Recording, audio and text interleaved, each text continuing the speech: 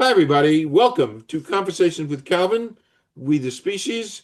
I always do chronological stuff. We're January 9th, although this will be seen in a couple of weeks. Nevertheless, Happy New Year.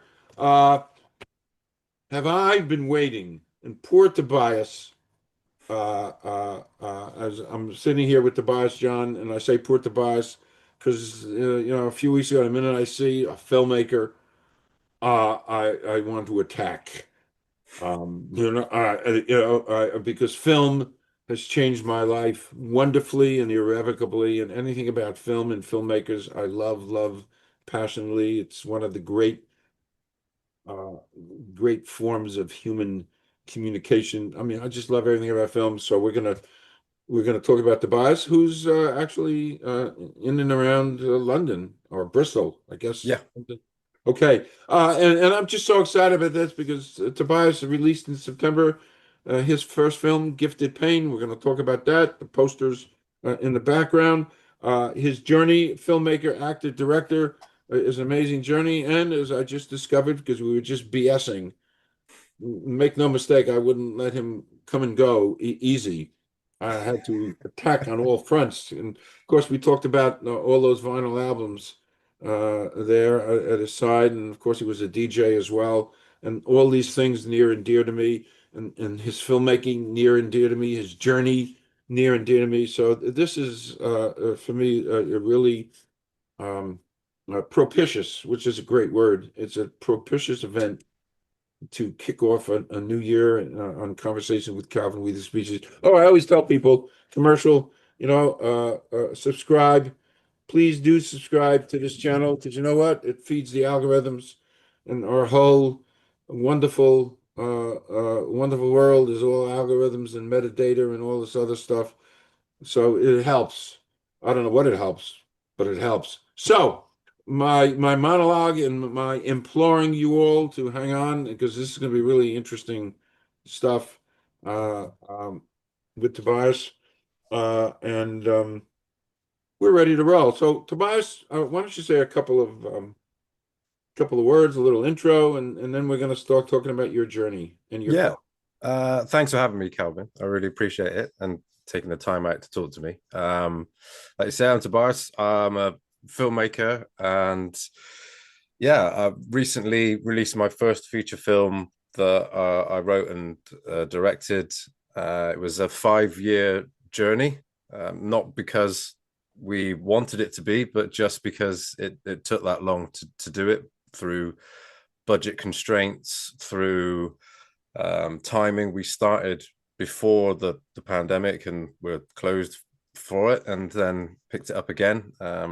It was a life-changing experience, and it was something that I was encouraged to do through being involved in other films. I'd acted in other films, and other directors had asked if I had any ideas for films, and I kind of racked my brains and came up with a few short film ideas, and they took and ran with them, and then asked if I had some feature film ideas, and I wrote something, and it went through six different um, versions or drafts, should we say, and then got to the point of where it was something that we could work with, and we pitched it to a producer, and they liked the idea, put some tweaks into it, picked it up, and was ready to go. And then they said we're not going to do it because all the film studios shut down. Everybody, no one wanted to make any films until Tom Cruise came along and saved the industry in his own little way.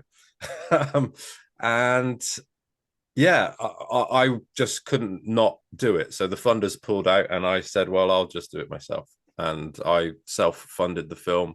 And that's probably why it took even longer, because I would work and a bit of money would come in, and then we would go and film stuff and everything else like that. So yeah, it was a fantastic journey, and I'm just glad that we managed to get it out, because the film means a lot to me, and what everybody else that was involved with the film, um, their efforts and the time that they put into it, and a lot of sacrifices that went into it, as I think has kind of really made something that means a lot. Mm. Chris sent me the trailer, which I watched twice, and I was kind of blown away. You don't know what to expect, indie filmmaker and all this stuff, but to me it was a wow. I mean, really, and it kind of amazes me.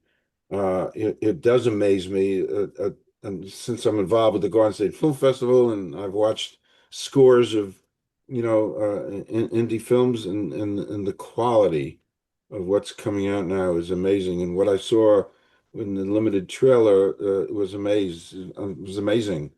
Thank you. No, really, and I call it as I see it, and we'll have the trailer link so folks can, I'll put that in there too, so folks can kind of check it out. So before we get to Gifted Pain, Yeah, let's talk about some background stuff. sure. Um, um, who were you before? And well, we got a little glimpse with the record albums there. Before you, a new film would be your language. Um, well, I've always I've always enjoyed films. Since I was a kid, I I everything about it.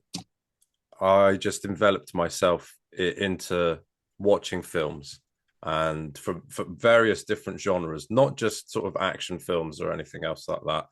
Everything from horrors, comedies to even rom-coms. It just that art form really intrigues me, and I think since I was watching films that I probably shouldn't have been watching when I was in school, when they were on VHS. So it was a world in which I looked through with sort of like starry eyed, and always wanted to be a part of it.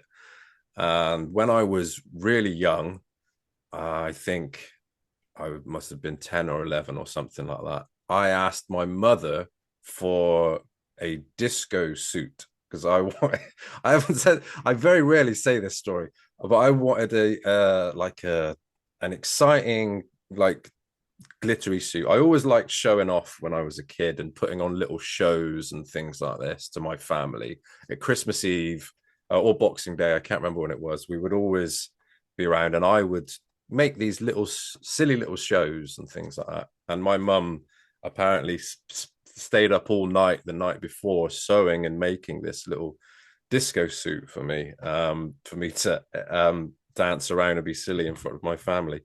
And so there's always been this sort of entertainer type person within me.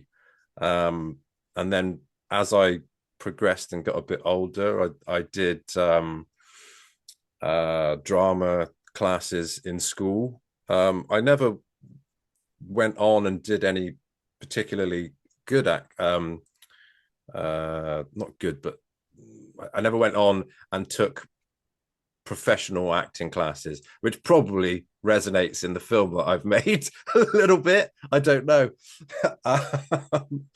But the I did then start to want to be involved with film, and signed up to various supporting artist companies, and was put into little soaps and things like that for walk-on parts and stuff like this, and then gradually started to find my feet, and want to be more involved with it as much as I could. Being behind the camera is, I think, something that when I was younger, we as a family, when camcorders first came out, we got one, and I was just to have a camcorder and be like, you can film your own stuff. It was like that was fun, and that made me open my eyes to the fact that you could create your own things. And then my own filmmaking uh, journey, I didn't make anything serious until this film. Everything else was family things. So if I go on holiday with my son and we film something, I'd chop it up and make it into a little movie that would be for an hour long. And same with family things as well, little moments. I'd always be filming everything. All my friends probably find it very annoying because my entire life is documented on many hard drives, and I would always film stuff, and they'd be saying, "Oh, just put the camera away, put the camera away."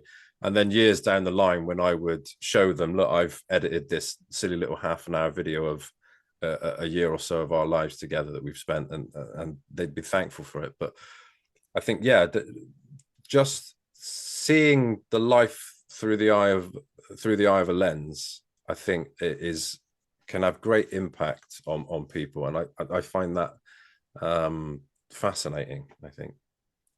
So you've seen in your life, you've seen quote film from different perspectives. You're an actor. You were assistant director. You did stuff with, of course, with radio, and now you're a writer director. Um, how does seeing all of this from all these different angles, uh, does it change the way you tell stories because you have all these different perspectives? Yeah, I think so. I always found it hard to concentrate and sit down and write stuff. For someone to say to me, "Oh, can you just sit and try and write a screenplay or a script or something like that?" It seemed like something that I would never be able to do. Um, and it was only through watching a Martin Scorsese masterclass where he had said, write about what you know and write about your own experiences. If you have, and equally as well, if you're trying to film something, don't think of a huge budget, don't think of something big, don't think beyond your means. Think, well, what do I have access to? Oh, I have access to this venue, I have access to this place, this other, I have access to these people that I know. So write what you know and what you have access to, and we'll talk, like you say, about the film and Yeah. how that worked within that. But to answer your question, I think these different um these different experiences that I've had, I think, helped me give a more grounded and better overview of how to create a story. I think I I like the fact that I know what it's like for someone else to direct you and tell you, stand over here, go here, move this way, etc. And having that insight of being told what to do and where to go, and being behind the camera, um, looking at an actor and seeing what you want them to do after being directed by other people, I think helps you be more empathetic to what someone wants within a story. Okay, makes a lot of sense. You just said something really profound to me. By the way, I don't know if you noticed, I'm writing stuff down. So I may be one of the only interviewers on the planet who is interviewing, who's taking notes. So It's that's good. testament to you, Tobias, that I'm listening. And if you see me going down like that, it's because I'm writing some of this stuff down because I need to write it down. And what you said about the master class you took with Marty Scorsese, I'm Yeah. calling him Marty. I don't know him, but he's up here in my world. Oh yeah. You He's know, truly, I mean, his body of work, uh, I powerful mean, stuff. by no means is the film that I've made in the same kind of world as anything that he Influenced by creates. Scorsese. I'm influenced by him. I think I've seen every single one of his films, and I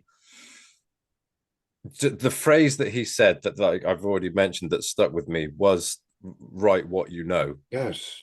And I think you can see that in what he writes and what he creates, especially with things like Goodfellas, like stuff like that. That is his world. I think there's a scene in Goodfellas that his mother's in, um, where they're all sat around the table having dinner. Was that was Joe Pesci's mother his Yes. mother? You're Yeah. Yeah. kidding. Yeah. What? I never knew that. I watch That's Goodfellas all the time. that's Wow. yeah, and that's I think that's the that where she's saying, "Oh, if you eat, get yourself a good girl and everything Yes, else like that." yes.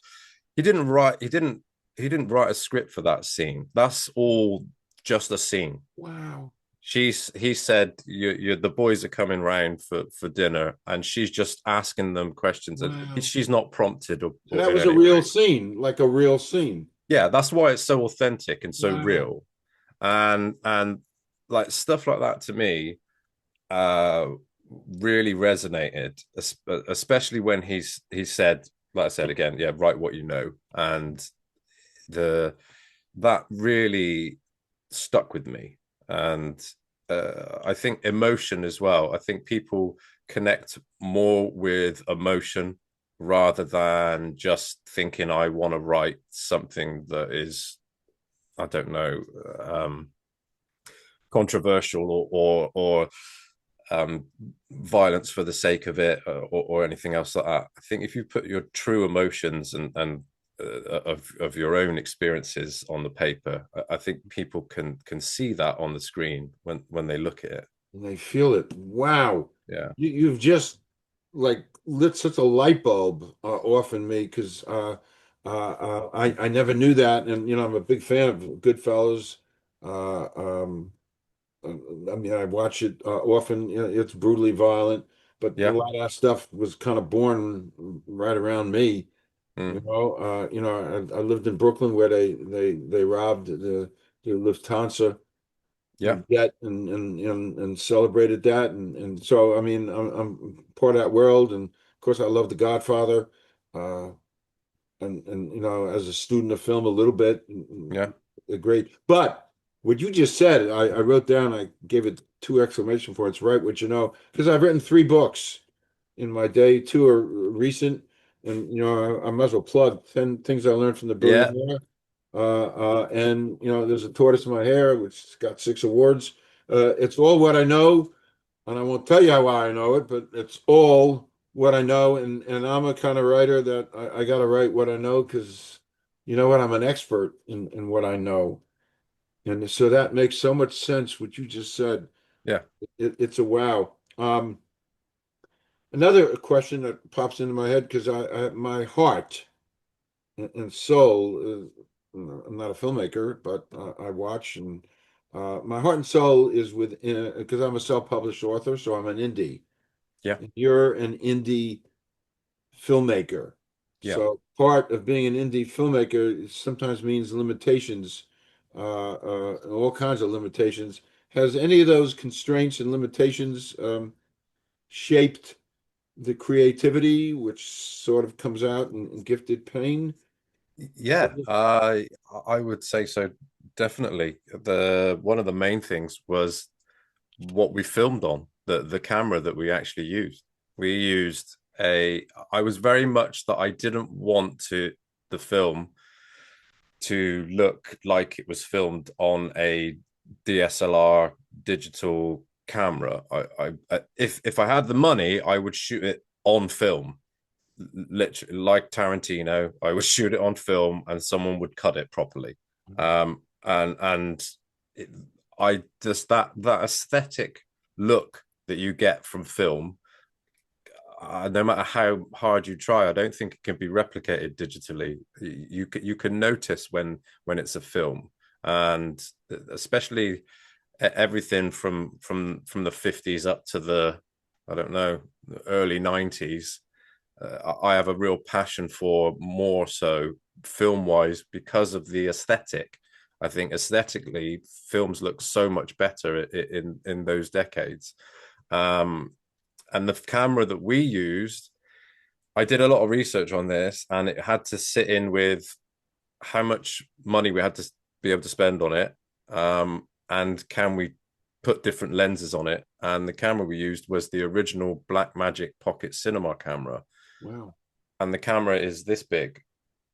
It's literally this big. It's a digital camera, but it's got a little sensor inside of it that replicates like a 16 millimeter sort of look, and it had its constraints. The battery, if you use the battery that's in the camera, it will be done within about 15 minutes. So we had to have extensions onto that.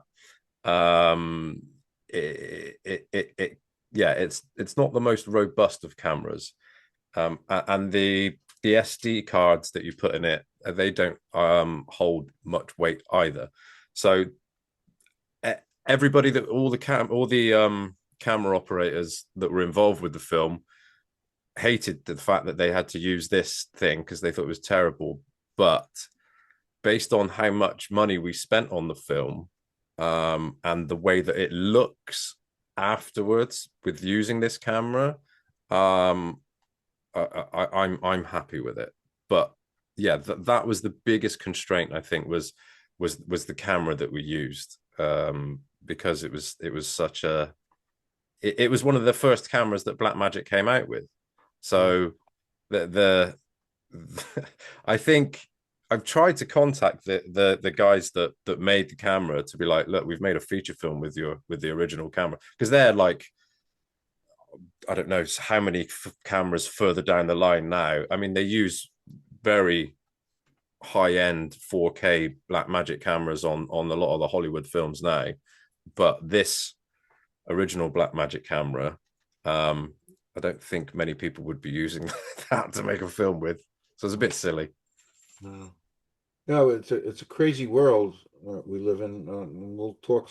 I have some off-topic questions about that, but I was involved with a documentary filmmaker because I got involved early in my journalism career 15 years ago with a place called Tent City where 112 people lived in tents because there was no place for them. Yeah, I know. Yeah, Uh, I know the place. Yeah. and it was, 25 minutes from my house and it was so close. And anyway, I got really friendly with, he was an incredible filmmaker and he did a documentary on the minister who was running it and the people who lived there. And he did it with, I didn't process, but he did it with this. Mm-hmm. And he actually made a full length film with that and showed it and had a premiere. And, people came to the premiere. It was in Red Bank, New Jersey. And again, I have a very undiscerning eye. I mean, I don't. It's not my world. Your world is not my world. And from where I sat, and the eighth row, it looked pretty good to me. But it's a crazy world. Anyway, Yeah. moving on. Yeah. Uh, there's just so much I want to attack you with. You know, because I got you. I got you, and this is such a joy for me. As I said, Tobias, to have you here. So now you're in, and I always like to ask this because I told you I've had a few quotes attempts at acting Yeah. as goofs. There was never. Although I did actually go to Central Casting in New York City and signed up. Okay. I didn't tell you that before we went on air. No, no. I mean, I'm thinking, maybe I can become a late bloomer. You're There are a few. never too late. Never Never too too late. late. Oh, So I actually did, and it wasn't that many years ago. I signed up for Simple Casting, and within a week, they called me. They were filming it's called New Amsterdam. It was a whole television series, and they needed extras. Obviously, I'm an extra, but whatever. To be in the opening montage. Uh, uh, um, and it was we were there 12 hours. There were two scenes they were filming. Each scene took 6 hours to film. Fortunately, I was sitting. mm-hmm. My gig was sitting. And after the 12 hours of sitting for these two scenes, they brought us up to eat, and it was a long line. And after 12 hours, and the reason why I'm telling you the story because it was the end of my my time with the casting. I was done. Anyway, they brought us up to eat, and I was the last person in line. I'm always the last. And by the time I got up to the front of the line, I was hungry. It's 12 hours. There was Yeah. no food left. Oh. So that was the end of my career at Central Casting. Done. I sent them a little note. Don't call me anymore. I've retired. If you don't feed me, I'm out. Correct. True story.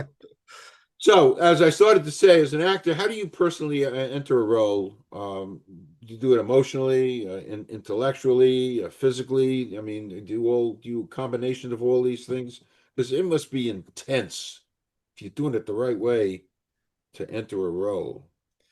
Yeah, I think um so the best bit of advice that I had was that to rather than thinking of yourself as, oh, I need to create this, I don't know, it's different for some actors, and other actors, I think it works for them, that they can create a character and become that character and embody it and do it that way. But for me, I just have to draw on my own life experiences and what I've been through and what I know. And if there's a certain scenario, I try and put myself and think how I would react within that situation and how I feel about a certain scenario.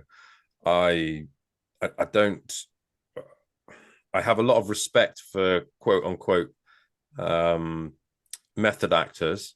I can see their process and how they do it and things like that. And I know it's slightly controversial because some actors will say that's ridiculous and you're just acting. You either switch it on or you switch it off. But I just draw myself on my own personal appearances, personal experiences, and if there's an emotional thing, I will think of at a time when I've been in that scenario myself or something similar. I try to research as much as I can, um, especially when I was writing. There's a lot of sensitive subjects in the film that we did, and I had to research them quite in depth. One, to make sure that I was being tactful with the subject matter that we were dealing with, and equally to ensure that it was believable. But I feel that if you are going to take on a role or act, you have a duty to not only the character who you are portraying, the writer who's written these lines for you, but and also the audience, for you to embody that as much as you can by researching and putting as much effort into it as you can.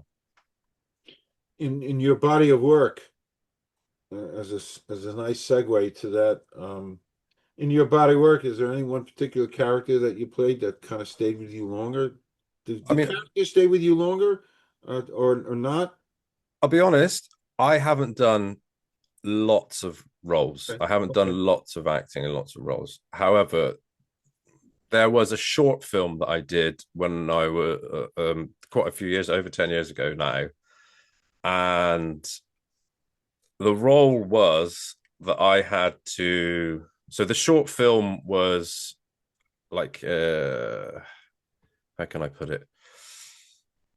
It intrigued me. The film was, my character was an ex army vet who was suffering with PTSD and was also an alcoholic and drug abuser at the same time as well.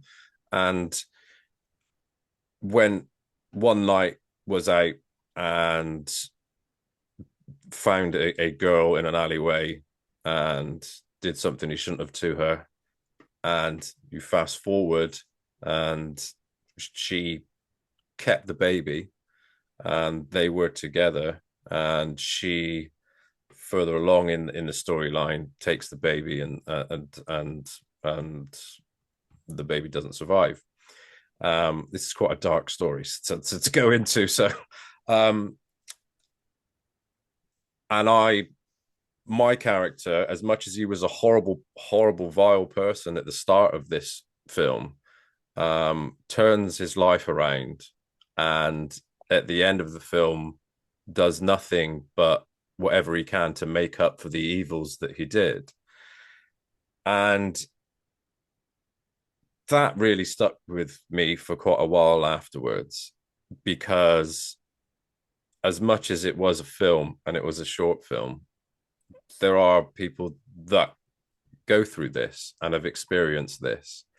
And I think also the scenario in which we filmed the end of the film with me running towards the mother who was about to end the life of her child, that was quite a horrific scene to film, and that kind of stuck with me Right. for quite some time.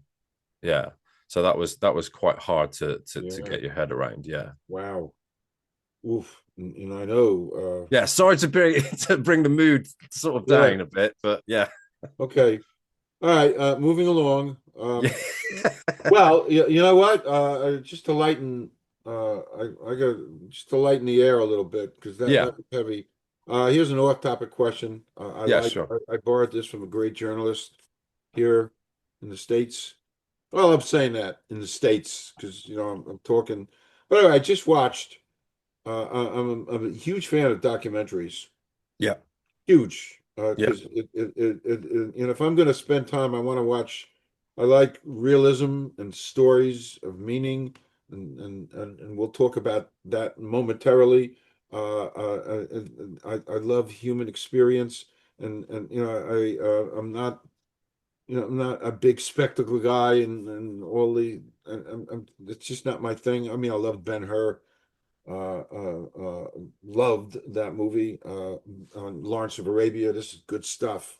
yeah, Uh, but anyway, I'm just I'm slapping myself. By the way, it's a great scene in Moonstruck with Cher yeah, slaps Nicolas Cage and says, "Snap out of it." yeah, I caught that. So I'm slapping myself in front of you, Tobias. Snap out of it. So off topic, excluding family or friends. yeah. Somebody living or dead you'd like to spend a day with. Could be a couple. There's no rules. Bruce Lee. Okay, great answer. I would love to spend a day with Bruce Lee. Um, if you're dead.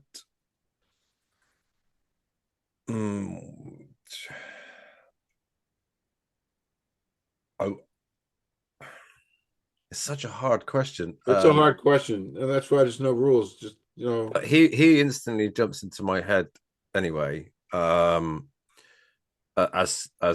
someone who'd passed, um, I would have liked to have well, someone who I met briefly, who I would love to have spent more time with, was Henry Winkler. sure. Um, he was an absolute pleasure to meet, um, especially after watching Happy Days as a child and meeting the Fonz in real life, which was just mind blowing. To meet him and then him be the nicest person you could ever want to meet, and I've never heard anyone say a bad story about him. I've heard many anecdotal stories of people meeting him, and I think he's had such an interesting life. I would have loved more time with him. So it's a bit of a contrast, Bruce Lee and Sure. Henry Winkler. Sure is. Um, but yeah, I'd say those, and there's probably more that are escaping me now. There's a lot of musicians that I would have liked to have met, like David Bowie, and Right. um, even now, just I know he's not well, but Phil Collins, I'd love to Sure. meet him. There's quite a few Yeah. a few musical artists I would have liked to have met. And George Michael, and there's yeah, Yeah. Great. I could write a huge long list. Yeah, Yeah. Great answers. Great answers. I met Henry Winkler too, as a matter of fact. I have a picture with him. oh way, Yeah, I'm a big, like I said, I'm a groupie, and whatever opportunity I get, I don't do the autograph thing. I do the picture thing, and he's tiny. I'm 6'5", so it's a great picture of contrast. I'm yeah. up I was there. very surprised how small he is. I'm 6'1", so Yeah, he was He's and when tiny. you're watching the TV and you see the fonts, I didn't realize how small he Correct. was. Correct. Uh, but he said, so when I met him, this is a while ago now, quite a few years ago. I was on a TV show, and he was part of the guests on there, and I was there, and we went backstage in the green room. He was there, and a couple of other UK celebrities were there. I said hello to them, and I went up to him. I said to him, I said, I'm such a big fan of you. I said, I'm such a big fan of you. It's lovely to meet you. And he said, I'm such a big fan of you. And I was like, he Wow. doesn't know me. He has no idea who I am. Yeah. But the fact that he said that Yeah. is just like such a gentlemanly, perfect answer. Yeah. Oh, That's so perfect way. nice. Yeah, he was so nice. He was so Yep. nice. So nice. Yeah. Yeah, I'm a huge fan of his body of work. He just wrote a book, a bio, and he had some tough times growing up. Yeah. His parents were comfortable, but he had I guess he had dyslexia Yeah. and stuff, if I'm remembering correctly, but it's a great that was a great answer, to Bruce Lee too. That's kind of haunting, his whole story. So, um, another interesting question. Do you think being a director makes you a better actor, or an actor makes you a better director? I think you froze. Oh, Okay, we froze, we lost, but we're back. that's okay. Was that me or you? I don't know. Oh, I don't know. I don't know. So we're just going to continue, and we'll probably get two. I'll just put them together. yeah, that's right. I think I could put them together. I guess. I'll figure it out. You That's know, right. I'll figure it out. Okay.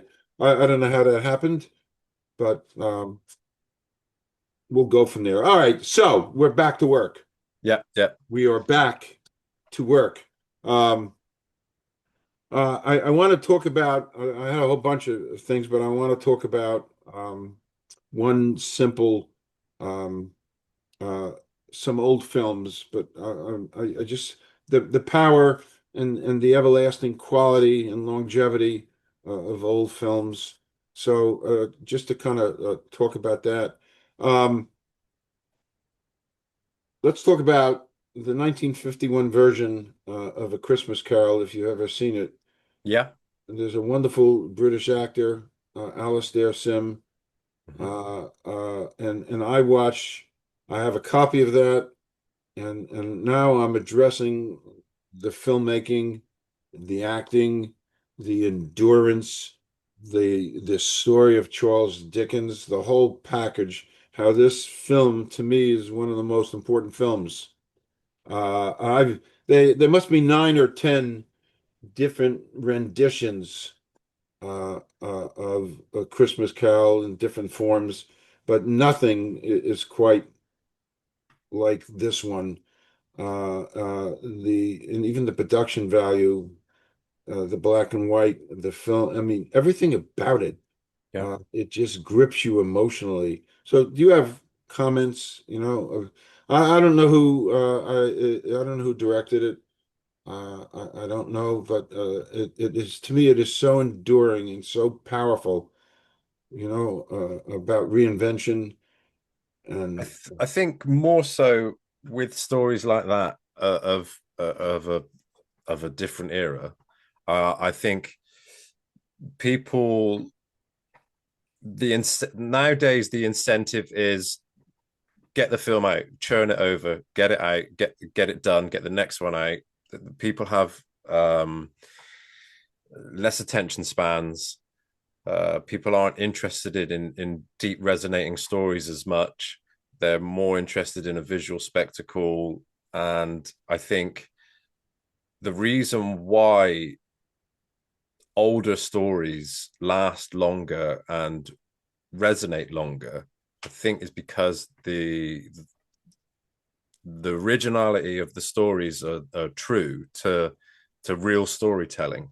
And I think a lot of the filmmaking was groundbreaking back in the day, and there's a lot more thought, or I feel there's a lot more thought and emotion put into storytelling back then than there is now. I think now you've got more urgency of getting this project done, getting it out, and moving on to the next one. Whereas people really cared about the storytelling back then a lot more so. I think that's probably why these older films still hold up now, even more so, and people love still seeing them and still watching them, and the stories resonate with people.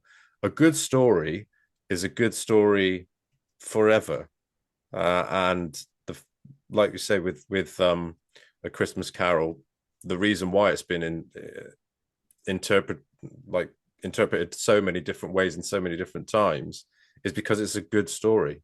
There's good morals within there. You know, it's about a man turning his life around and being shown the good in people. And you know, if the Muppets can make it look good, they must be doing something right. But I Yeah. think, yes, storytelling is. But hey, by no means am I an expert. I'm someone that had a story that they wanted to tell and pushed through, persevered, and tried to do it the best I could. And I didn't train. I've never gone to drama school. I've never I've never took directing classes or anything like that, or story write or script writing or anything at all. But when older stories are told, I think they resonate more with people because of the emotion that's involved within the writing. Okay. Okay. Great answer. I watched that movie, every Christmas Eve, Yeah. and I've written an essay about that movie. I mean, Alastair Sim is Scrooge, and the essay talks about the emotion when he's reborn and he's repurposed, on Christmas morning after Mm, spending a night with the three ghosts, the spirits, capturing it's so powerful. It's so mm, enduring in me. He stands on his head, and Mrs. Dilbert goes crazy, and she runs down the stairs, and I know the words by heart. And he says there, I haven't lost my mind. I've come to it, a kind of thing, and just all of that. But the most powerful scene for me, and why I wrote an essay, Dickens wrote that in 1841, and it's now 2025, and there's a scene. There's three ghosts, the spirits, Christmas past, present, future, and when he finishes his tour of duty with Christmas, the spirit of Christmas present, and they're standing outside in the snow and the dark and the cold.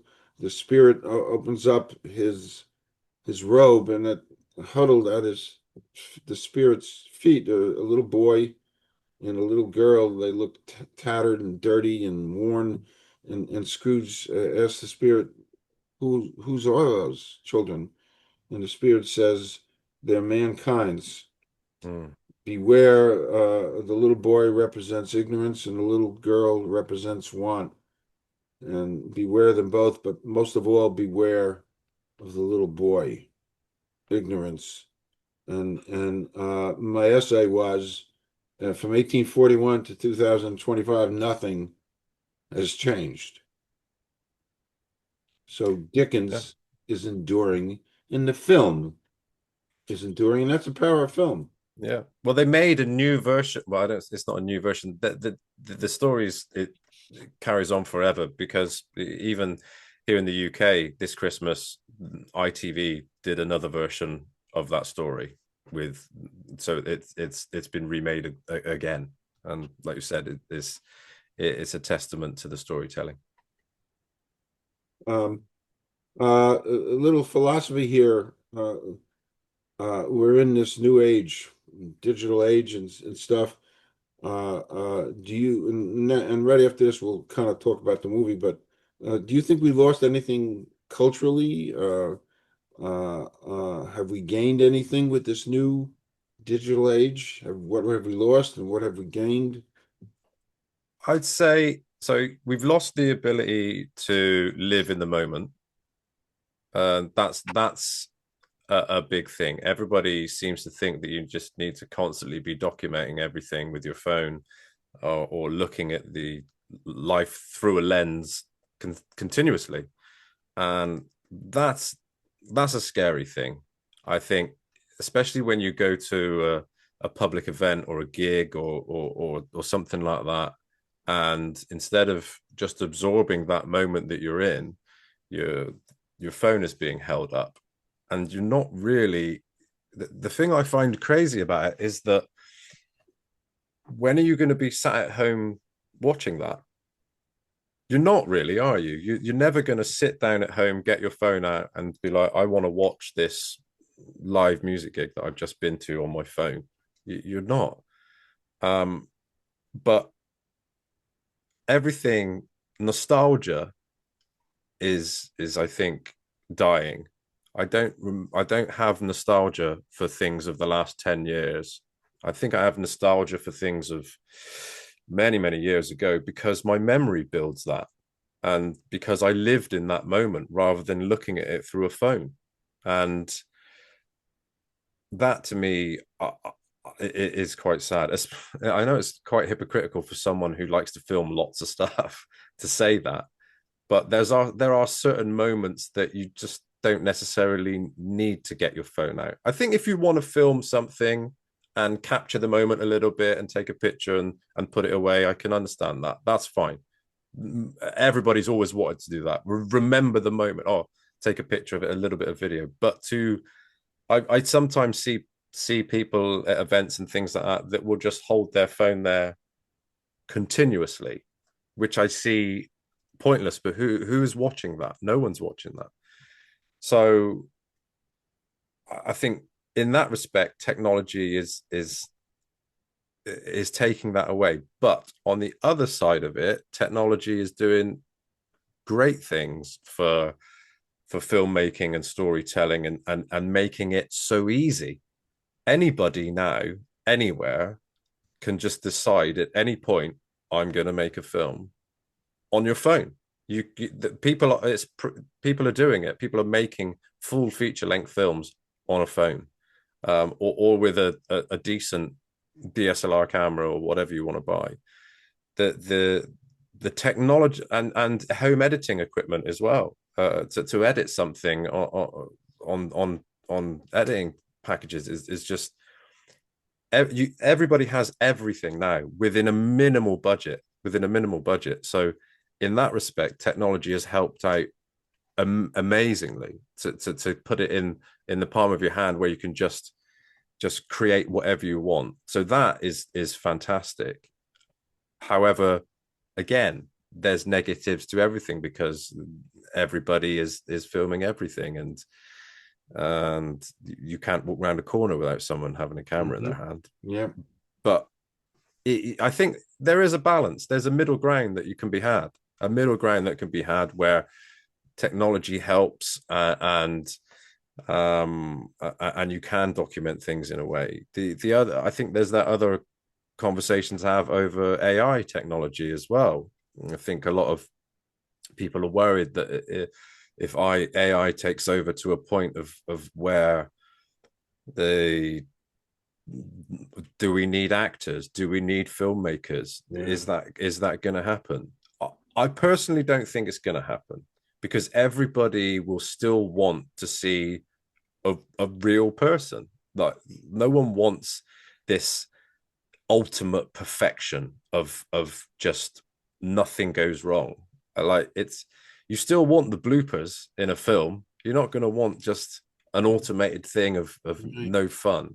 But what I do think maybe might happen is that you'll have a separate genre, that you'll have an AI film category. Oh, I'm going to go and watch that new AI film by so and so because it looks quite good. You know it's an AI film. You're not necessarily going to be tricked into going to cinema to watch a film and then walk out and realize it's AI. I think it will have its own, I could be wrong, it will have its own pocket that it lives in. I don't think actors are going to be taken over, or filmmakers are going to be completely taken over, because people will still want that. There's still that desire to see what an actual human does Hmm. within that scenario, Right. within that role, even though you can recreate it. And daily, weekly, yearly, the technology is getting better and better, and it looks better and better. And we will get to a point completely where you can't distinguish it, and you won't be able to tell the difference between real and the fake. But people will still long to want to know that a real person has created that scene or that scenario. I think people will still want that. Yeah. Well spoken. Well spoken. I can't see, we want the flaws. We want imperfections. Maybe some bloopers. I'm not wild about bloopers. I've seen a few. In my favorite movie of all time, Casablanca, there was a horrible blooper. Horrible.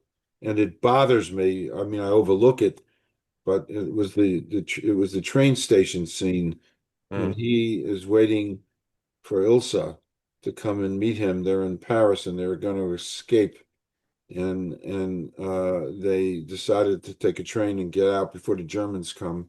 And it's a pouring rainstorm, and Sam comes along with a note from Ilsa he found saying she can't meet him, mm, and he's devastated, and he's standing in the rain reading the note, and the rain is smearing ink.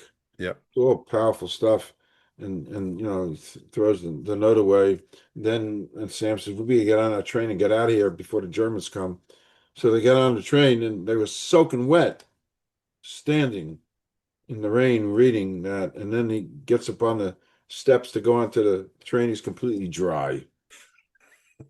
And that really bothered me that it did.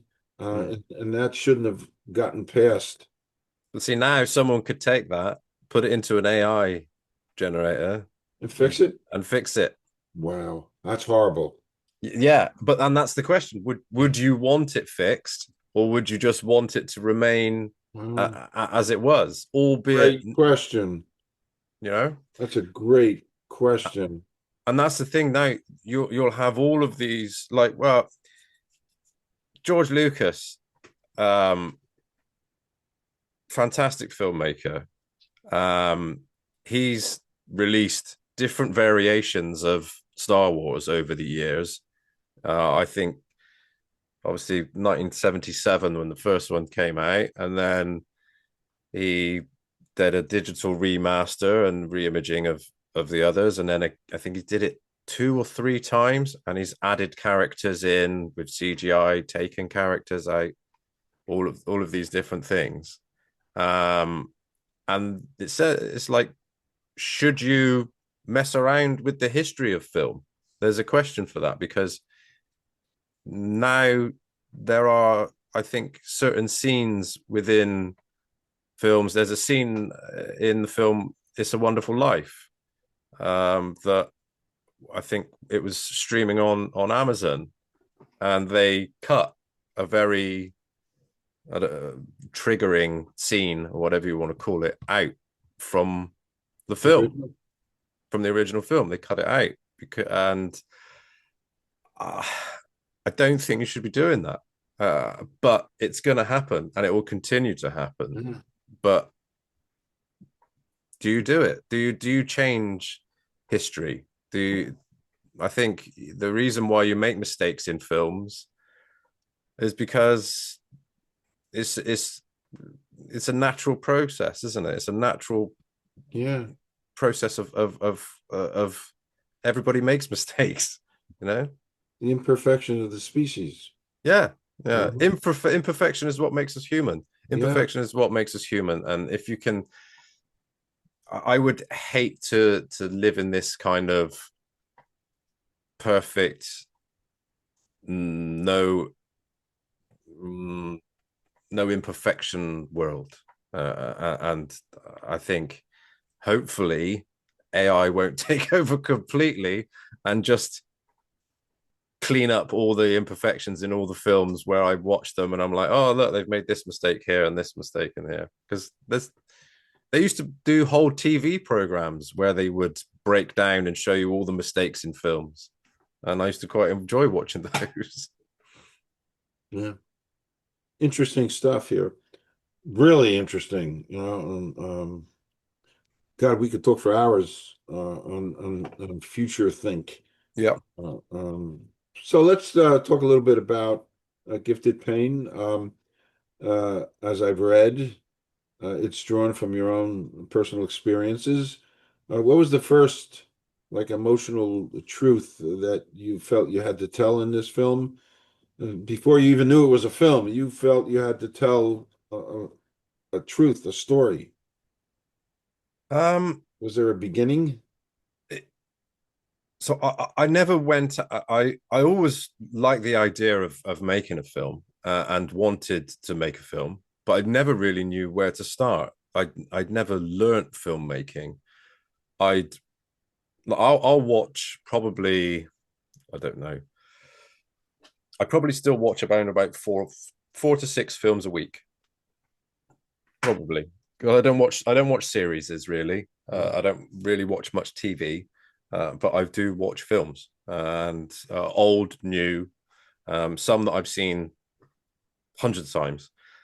But film has just always been embedded in my head, and like, I think I said it this. Not sure if I said it at the start or not, but it was working on other films that other filmmakers were asking me if I had ideas and just start to write something down. And again, just drawing back to the Martin Scorsese thing, it was write what you know. And I wanted to draw on my life experiences of when I was a child, of if I could escape from things that I didn't like of what I was experiencing, how would I really have liked to do it? And equally within that, I'm really interested, intrigued by the subconscious mind and the power of it and what it can do, because your mind absorbs so much information, more than you could possibly imagine on a day-to-day basis as when you're walking along. That's why when you do a car journey and you could be driving for an hour or two, and at the end of the journey, when you get out of the car, if someone asked you a lot of questions about all the different things that you would have seen along your journey, you probably won't remember them, but they're in your subconscious. And there was a book that I discovered, in fact, I have the book here. This is the book. The Power of Your Subconscious Mind, Joseph Murphy. I'm writing that down. And power of your, I'm writing that down, and there's a reason why I'm writing it down. Very synchronistic.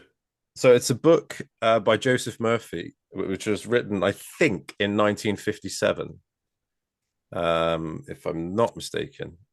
That is a reprint of it, and that is a fantastic book that shows you how to train your subconscious, and it's in the title, the power of it, and how powerful it can be. And I started looking at documented cases of people being able to draw on information that they never knew existed within their brain. And there are genuine documented cases of people under high trauma experiences, and that things happen to them, and something happens to their in their life, and it could be trauma, it could be a life experience, it could be anything, and all of this information that's in their subconscious comes forward to their conscious mind, and it's just there. It's well documented. In the film, we embellish on it a bit. Wow. However, there are well documented cases of people under highly stressful circumstances, um, having extremely skill, extremely um, extremely unknown skills come to the forefront of their mind that they then utilize. There are people that have used physical strength under highly stressful circumstances as well, like lifting cars up to free their children and things like that. It's more than one case. Is very, very well documented of how often that happens. Um, and the subconscious mixed in with um, slight bits of childhood trauma that I suffered, I thought, well, if I can just mix those two together, Mm. then that would be quite an interesting story. Mm. Um, and so when I was a child, I kind of like my mother and my father didn't get on. They split up when I was about, I think, 15 or something like that. And I remember being a young boy and listening to arguments and things like that. I'm not going to say that there was massive amounts of domestic abuse and stuff like that, but it's kind of typical family, father and mother arguments and things like that that a child necessarily shouldn't overly be hearing. And to I didn't.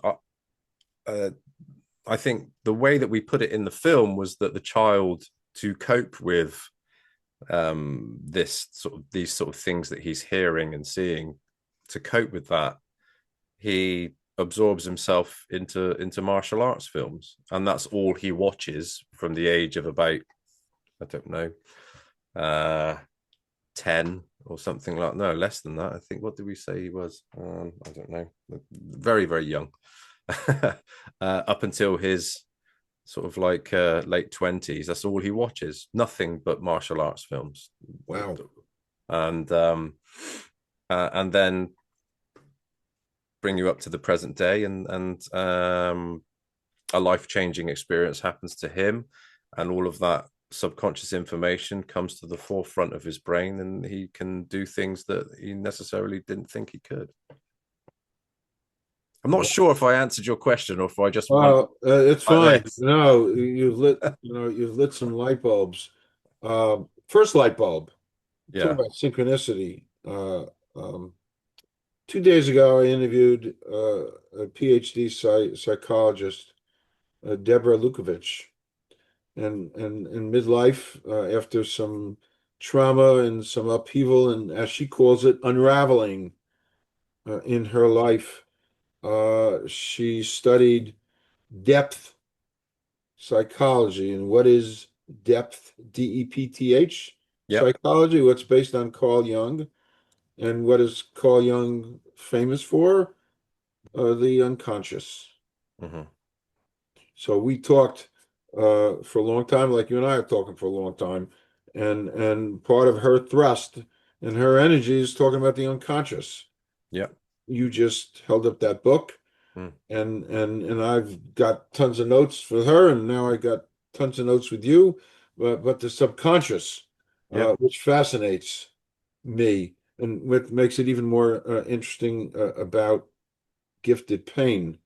And by the way, I have to ask you, it's an unusual title. Mm. It's not, it's not it's not Casablanca, Christmas Carol. It's Gifted Pain. So, what does that mean to you personally, the title? The title, I always felt that films should either be like one word, two word, especially an action film. If you've got like a one word or a two-word title, it always seems a bit punchier. I know that's a bit of a pun, but Yeah, that's a fun. um, I think, but it's called that for reason, in that the child is evidently gifted, and he goes through a tremendous amount of pain, and all through the film, he goes through pain. In all honesty, the character goes through childhood pain when he's a child. He feels that he thinks his family have died in a house fire, and comes back to find out answers to what's happened to his family and his life.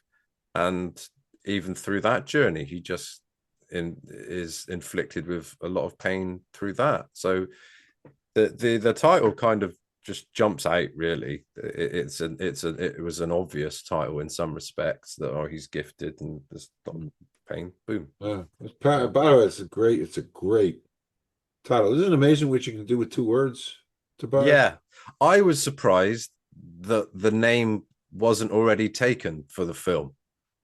So I thought when you look on IMDb, um, where pretty well every film is, I thought, oh, Gifted Pain, surely someone's going to have taken that, and because it to me it sounded like something that already existed, and I looked and it's nowhere. Well, it is now, but Yes, it is.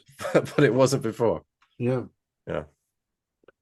So in Gifted Pain, you did the threesome. You directed and you starred and you wrote. Yeah. Was there a particular thing there that challenged you the most? Yeah. Well, I wasn't supposed to be that guy. Okay. It wasn't supposed to be me. It was supposed. There were three other actors that were lined up to play the character rather than myself, and I just, to be honest, I love directing. I love being behind the camera, and something about seeing the words that you've written being said by other people in front of you is a feeling that is indescribable. I can't put it into words. Really, it's really, it's so fulfilling, and to see the effort of what you've done when you've what first I never thought I'd be able to write a whole script. So to write over 30,000 words or whatever it was, 35,000 words is something I've never done. And then to see people actually saying the words I've written with the emphasis of how I'm expecting it to be, for it to be in your head, to go onto the paper, to be in front of you is an amazing feeling. But like I was saying, the character of Christopher wasn't supposed to be played by me. There were three other actors that were lined up for the role, and for various reasons, we couldn't move forward with them. One of the actors wanted too much money, and we didn't have any money. So we have this like, you want a stupid amount of money. I don't have that to give to you. So they couldn't work. The next one, we went through quite a few conversations with them, and through want of a better description, they were a massive diva. And myself, and one of the producers we were wary that we could move down the process with the film with them, and they could be causing us a lot of problems because they had certain demands that we were wary of, that wouldn't be helpful. I'm really choosing my words here. Wouldn't be helpful for an independent film that doesn't have a lot of money and can't put you in a Winnebago while in between takes and stuff.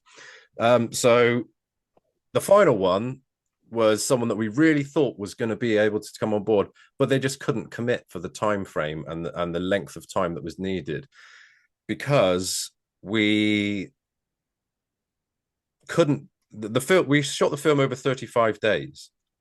Now, if we had the luxury of a huge amount of money and a big budget to do everything that we wanted to, we could go, right, well, we're just going to shoot this over a month. Boom, we're done. We didn't have that luxury. Everything was being filmed on weekends pretty much. And that's what added to how long the film took. So I said to them that it's going to take like a couple of years to film this at least. Mm. And they said, I can't commit to that. I'm a working actor. I need to do this, that, and the other. And then the executive producer, Reese Hayward, who I'd worked on a film with him, he said, why don't you do it? And I was like, you that isn't that a bit self-indulgent, a bit much? The acting, directing, and like I wrote it, directed, and acted it. It's isn't it a bit much? He said, well, it is, but you have to think in the sense of that you have martial arts experience, so you can do the action. No one knows the story or the character better than you, and no one else can commit to the timeline uh, uh, uh, any more than you could. So you're ticking all these boxes, and through the filmmaking, I was constantly very, very critical of myself. I I was it was so hard to juggle all these things. The best scenes in the film for me are the ones where I'm not on camera, because I'm behind it and I'm getting the performance from the actors that I want. Whereas when the roles reversed, it's hard because there's a lot more takes when I'm being filmed, because and it takes longer because I always want to go to the monitor and see it and be like, I don't like this, I don't like that.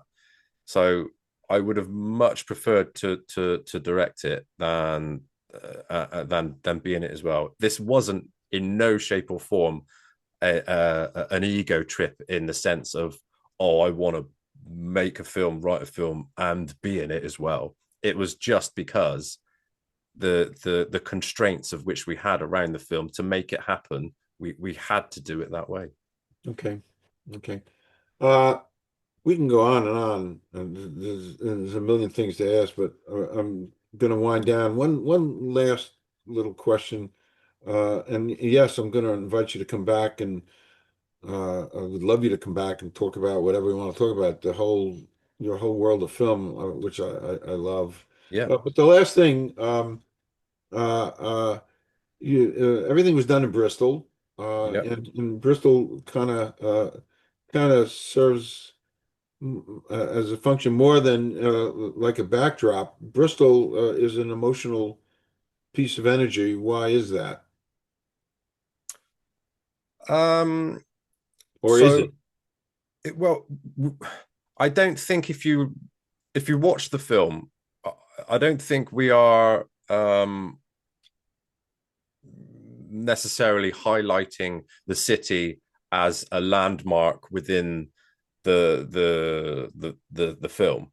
The I think obviously anyone from the States or any other country looking at the film, you'll just think it's any kind of sort of like mainstream UK city sort of scene really. It was important to me to film it in Bristol because that's where I'm from. I know the city. I know there's a lot of talented filmmakers there. There's a lot of talented crew there.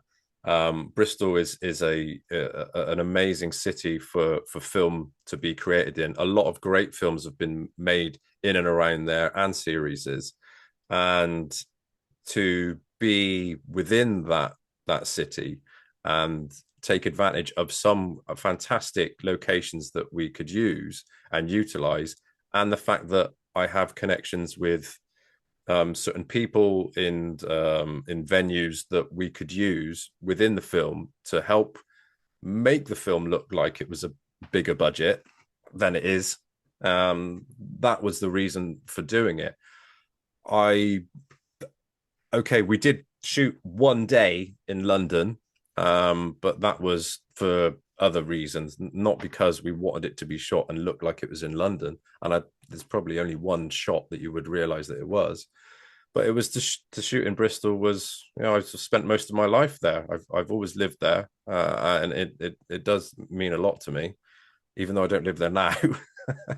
But it was yeah, great to work there, and everybody involved with the film, from even though majority of the cast aren't from Bristol, it wasn't a conscious effort to to not cast the key members that are in the film from Bristol. The point was that to find the person that fits the character that I wrote, and that's what it was. They could have been from anywhere, Okay. but yeah, Bristol to me, it's a very, very, very, very arty city, and filmmaking is very much welcomed in that city, and is really that's why we had the premiere there. Yeah, We I know. yeah, Saw yeah, that. I saw yeah, that. Yeah, that's just kind of a homing, nice touch. That sense of loyalty. All my writing is Jersey. yeah. It's back to Scorsese. Mm-hmm. What do I know best? I know Jersey. And I have that great feeling about Jersey. So I do Bristol, but it's an interesting touch. Any future plans? Anything thinking about doing? Well, we did leave the end of the film open for a sequel. Ah, ah, Or did we? I mean, that's not really a massive spoiler, I guess. But the I'm not going to make a second film. I don't know. I would love to do something slightly different. I have a couple of ideas. I like the idea and concept of a one shot, one take action film. They've Chris Hemsworth they've done two of the films now. Extraction, an action film. The guy who I can't remember for the life of me the director, but the guy did that. He's a director of The Raid as well. The Raid, amazing action film, fantastic. The martial artists in there are brilliant, and there's a lot in Extraction where their action scenes are okay. Yeah, there are one takes in part, and they are stitched together in places to make it look like it's one continuous long take. But I love the idea of the whole film looking like it's a journey from point A to point B of one continuous take, hmm like the war film 1947. I'm not sure if you've seen that. It's a war film. It's a fantastic film, where it does again look like it's shot in just one continuous take, and that really intrigues me. I don't know if I have the skill set to do that, but that would be something I would love to do. And another concept is a one location film. So the idea of a lone ranger sort of person in one location, and certain people need to get in there for whatever reason, and he's stopping them from entering there. So these are just a couple of ideas. Don't go taking my ideas, by the way. So no, don't worry about that. Don't worry but about that. I just discussed that this morning. It's funny with my collaborator, Kay Wagner, on Billionaire, and we talked about tortoise. Not ever in the 5, 6, 7 year process of that whole writing tortoise, and not once did I ever entertain any kind of ideas about anything further. That's the furthest thing from my mind completely. I got stuff to do, including this. yeah. So no, I'm not taking. I got enough ideas. I got loaded with ideas, and my wife keeps on telling me, "No more ideas. You're too old. Stop it."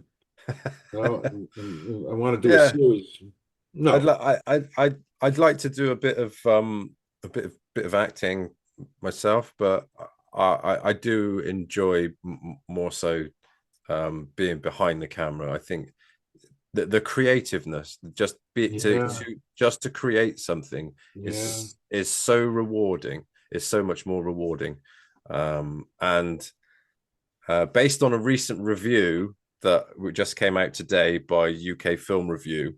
They gave the film 4 out of 5 stars, and the only negative they said was my performance. So Ooh, So maybe Well, that's a reason why I should stick to stick staying behind camera. behind the Yeah. camera. Yeah. Wow. That's funny. That's really funny. Yeah. But But one thing I will say in this whole process of making a film and creating it, um, don't realize how negative some people can be with their responses and reviews of certain things. A lot of people have been positive and fantastic and great, but it's only when you put yourself in the public eye that you realize how a lot of people oh, can sure. say things that that you don't want to hear. And I think you do have to have a real Oh, skin, yeah, thick skin, real thick skin. skin. Because if you didn't, you could really take it to heart. So I can only I mean, I am not a celebrity by any stretch. I can only imagine how these sort of like A-list guys deal with stuff like that on a daily basis. It must be extremely hard. Yeah. But yeah, I think I think yeah, behind the camera is the way to go. Yeah. Yeah. And to me, a director, there's no difference between a director and Rembrandt and Rembrandt and all these great painters. You are painting a picture. You are creating, you're a storyteller, and it is such an art form. And having watched Casablanca 200 times, I started in recent years investigating, Michael Curtiz, the director, and how he uses shadows. And so when I'm watching the film, I'm looking at shadows across Ingrid Bergman's face and shadows on the corner, and it's an art form Yeah. that so many of us, basically all of us, have no clue. Mm-hmm. The art and what you have to, every little thing you have to take into consideration if you're doing and painting that right, perfect picture. Yeah. I think And nowadays people are yeah, we live in a world where Marvel films are the new westerns. So they're being those type of films are accepted a lot more, and people have a certain mindset of how they expect the pace of a film to go. And if a scene is dragging out longer than what they are normally used to seeing, well, that's boring, that's slow, and everything else like that. Rather than looking at the subtle nuances of what the storyteller or the filmmaker is doing within that scene, I think if you're unless you're a real cinephile, that can be lost on you. mhm. Because a lot of people, especially within the mainstream films that you see nowadays, people just want this continual boom, boom, boom, boom, boom, boom, boom, continual cuts, really, really quick and rapid, just to keep that attention span. So I think at one point the film was a lot longer than it is now. Now it runs at like 2 hours and 3 minutes. At one point it was 2.5 hours long, because I have a tendency to do long, drawn out shots. And we had to cut that down quite considerably. And even now, it's still long in bits. But I I've watched the extremely long version of uh why can't I remember it now? It's just out of my head. Uh oh, where it's set, the film set in the desert. Well, I can't remember. Lawrence of Arabia, Lawrence of Arabia. Yeah, there's long like a film. there's like a extremely long version. It's over 3 hours. I think it's like 4 hours or something like that. I've watched that, and it's just epic. It's just the landscape scenes and that you see within that film are just incredible. And what the filmmakers and the crew must have had to go through to Oof, create those scenes and make them because of how of when it was filmed is amazing. And amazing. That would never fly today. That would never get made today. exactly, you would never be made Never, today. No, no. And never. it's sad really, because I have a real love of just the problem I have is when I watch films, I can't necessarily put myself in the film as well as some people might be able to, because I'm always watching it from an angle of going, how have they done that? That's impressive. That I find intriguing. Or this shot, how have they done this? So something like Lawrence of Arabia, it is so impressive. And like you said, unfortunately, Oh, you won't get things like that never. Was that this time. David Lean, the Mm, director and Laura? mm. I'm not sure. I think it was a great director. I mean, he did Dr. Zhivago, one of my favorite movies. Yeah. Just and that's another long movie that cannot be shortened Mm, one bit. The storytelling, the artistry. I mean, I'm just such a fan of your world. As I said that 6 times already, of the artistry and the importance of storytelling and how important it is, and for posterity and it's one of the great gifts of mankind to tell a story like that with film. Um, which is going to have some changes going on. We're not going to talk about that now. And you know what? I'm going to stop myself because and you know what? Come back yeah. and let's talk about other stuff. I mean, there's so much, you love film, I love film. We put together a whole nother session, and I'd love for you to come back. Yeah, I'd love to. And this is a good place to stop and thank you so much, Tobias, and to wish you all good things. And we're going to be in touch. I'll be in touch. I'm going to stop recording the Okay. second round here. Yeah. But thank you so much, Tobias. Calvin, it's been an absolute pleasure. Thank you so much. Thank you, thank It's you. been great to chat. It really was, and we just flew kind of all over the place, which is great, which is what I Yeah. wanted. I Thank have you. a tendency to start on one subject and spider web across to another one without sticking and forgetting what I'm originally supposed Same to be talking here, about. and So it's fine. apologies. No, and it's fine because there's so much stuff you want to spit out, and so this has been really special. Thank you. Don't leave. I'm just going to stop recording.